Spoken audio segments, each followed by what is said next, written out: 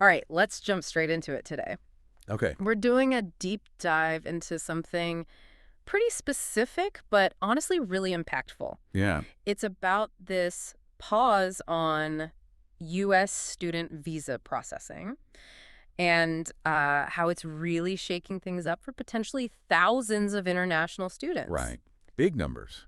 We're using a CNN article as our main source here, and the mission is, well, to unpack what happened, why it happened, and really get into how the article says it's affecting students all over the world. Exactly. And this isn't just, abstract policy. This is a direct action by the U.S. State Department. Uh-huh.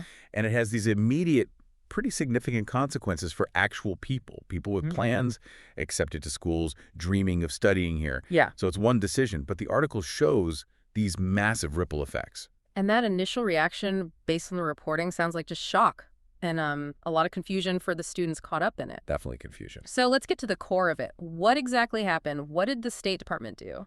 Okay, so the source explains the State Department sent out instructions to its embassies, its consulates, worldwide. Right. And the key thing was pause scheduling new interviews for student visas. Okay, new interview. So not necessarily canceling ones already booked. Not necessarily canceling existing stuff, no. Yeah. It was more like hitting the brakes on new applicants getting that first interview scheduled, that critical step. And what reason did the article give for this sudden stop? Well, the reason stated in the source was plans to expand social media vetting for visa applicants. Ah. They said Yeah. this process, this expansion, added a new layer that basically required halting the scheduling for new people. Expanded social media vetting. Okay, we definitely need to dig into that because it seems like that's a huge part of the fear factor here. It really is. But first, the article shares some really personal stories. You mentioned Adefamola Akintad, a journalist from Nigeria, accepted to Columbia Journalism School. Yes, her story is powerful. The article quotes her saying she immediately went blank when she heard the news. She told CNN straight up, "I don't know what to do." And she was literally right on the cusp of applying for her visa. And she had an August start date, didn't she? So the clock was already ticking. Exactly. Super tight timeline. Her situation really brings it home. Yeah. She said she put all my eggs in one basket with Columbia, no backup plan. And she'd already paid a pretty hefty enrollment fee. Oh, wow. And now, suddenly, she can't even schedule the interview she needs to potentially get the visa for the spot she earned. That's got to feel just, yeah, crushing. And the article's clear. This isn't just her, right? Kendred is one of potentially thousands globally thrown into limbo. Absolutely. This uncertainty, just waiting, not knowing when or even if they can apply, Yeah. it's leading to this really tough mix of emotions. Sadness, confusion, definitely.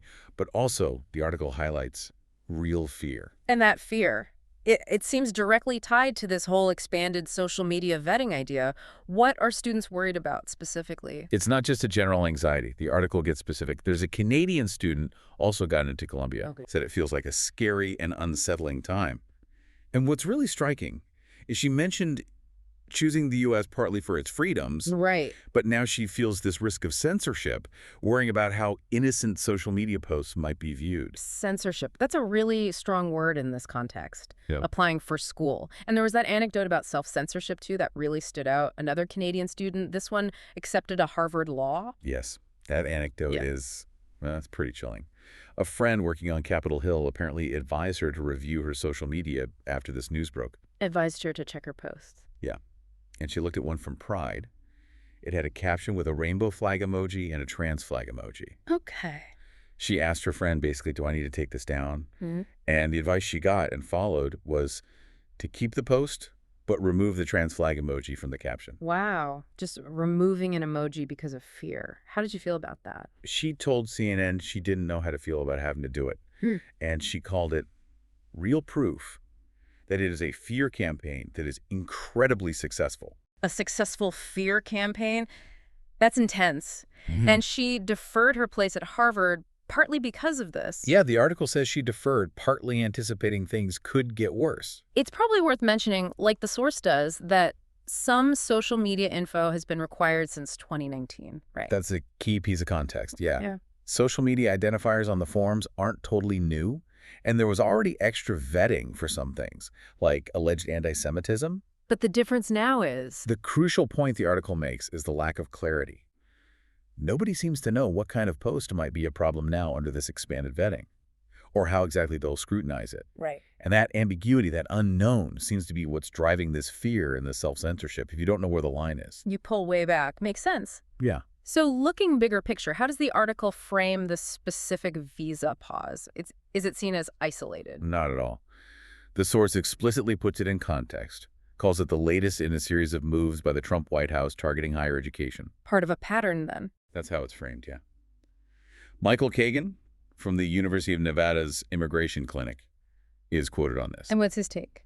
He describes this visa halt as one of many attacks on higher education and immigrants. He points out how this action kind of hits both targets at once. Okay. And while he sees it fitting with past actions, he also calls it an unprecedented attack in a non-emergency time. Unprecedented in a non-emergency. That phrasing really suggests something different is happening here. It does raise questions about the justification, the timing. The article also brings in Conrad Kunadu, a British student, accepted to Johns Hopkins for a PhD. His story shows students were already watching things closely. Yeah, Kanadu was apparently monitoring crackdowns on U.S. colleges religiously.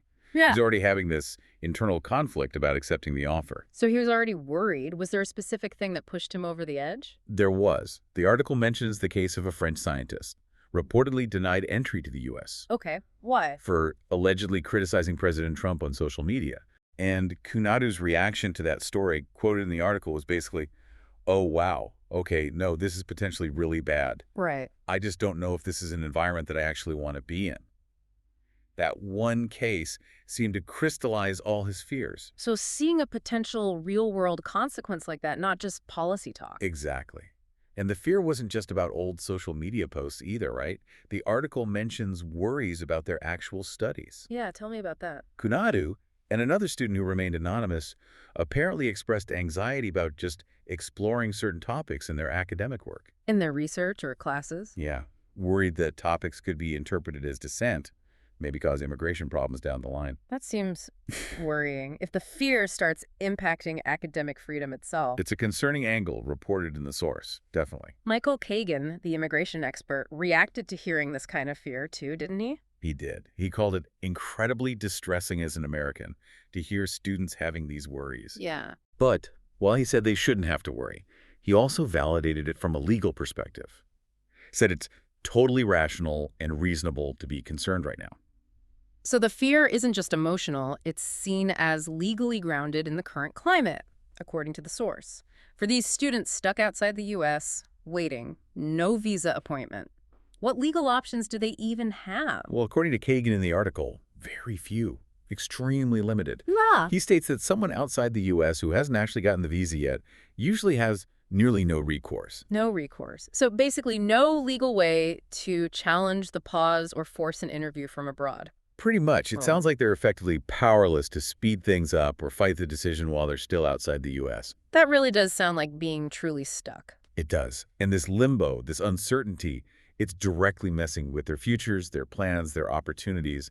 The article makes that very clear. Like the story of Oliver Cropley. He's 27, British, from a low-income background apparently, got a scholarship for Kansas University. Yeah, a really poignant story. He had the scholarship, everything lined up for a year in Kansas. But no visa appointment possible right now. Exactly. His whole plan just stalled. He told CNN, it just feels like a kick when you are already down. Ugh. Yeah, that hits hard, overcoming barriers just to face this. Right. And the article says he, like many others, is just playing the waiting game, hoping things change, hoping the pause lifts. Oh, fine. That seems to be the strategy for many stuck in this. Which I guess brings us back to Conrad Kunadu. He didn't wait, did he? He made a choice based on all this. He did. Kunadu decided not to take his PhD spot at Johns Hopkins. He's going to Oxford in the UK instead. Now, Oxford's obviously amazing, but the article called this a lose-lose for him. Why? That's a really interesting point the source makes. He was grateful for Oxford, of course, but he specifically wanted to be in the U.S. Why the U.S.? He felt the U.S. had the absolute top talent and resources in its field health security, and he believed studying here offered the best chance to make a global impact. So going to Oxford, while great, meant missing out on that specific environment he thought was best for his goals. Exactly. It wasn't just about any good school. It was about that specific U.S. opportunity he felt he was losing. So it highlights that it's not just about getting an education somewhere, but the unique resources here. And the article talks about this broader sense of loss, too, right?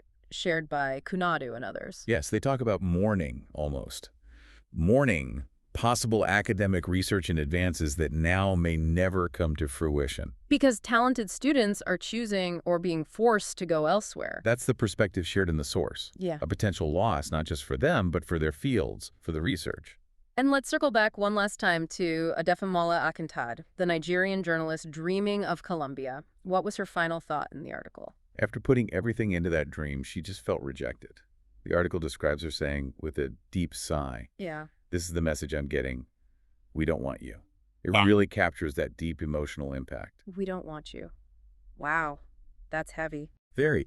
And it's worth noting briefly, the article did mention some institutional response.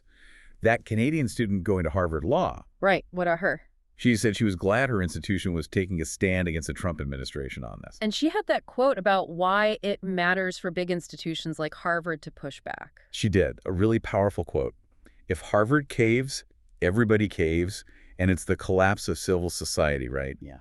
If the wealthiest institution with the highest brand recognition folds, everyone folds. Highlighting the symbolic weight in her view. Exactly. The importance of those institutions taking a public stand. Okay, so wrapping up this deep dive. It is crystal clear from the source material that this visa pause, combined with the fears around social media vetting, is creating just huge amounts of stress and uncertainty. Immense. For thousands of students worldwide. You really feel the personal stakes, the emotional weight, the dreams just hanging in the balance. And it's good to remember the scale we're talking about. The source notes over 1.1 million international students studied in the U.S. in the 2023-24 academic year. Over 1 million. Yeah.